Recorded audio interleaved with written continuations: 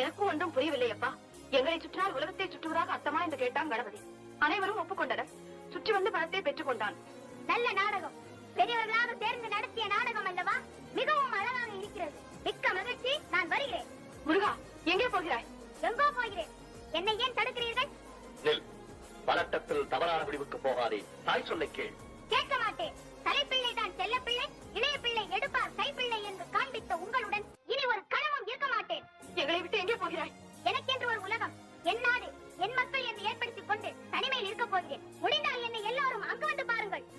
பெத்த மனம் பித்து, பிள்ளை மனம் கல்வி என்பதற்கு உதாரணம் காட்டிவிட்டு போகிறான் உன் மகன். முருகா, தமிழ் வேளை, இது எமது விளையாட்டுகளில் ஒன்று. விளையாக கொள்ளாதே. நீ கோபப்படும் அளவுக்கு பெரும் தவறொன்றும் நடந்து விடவில்லை.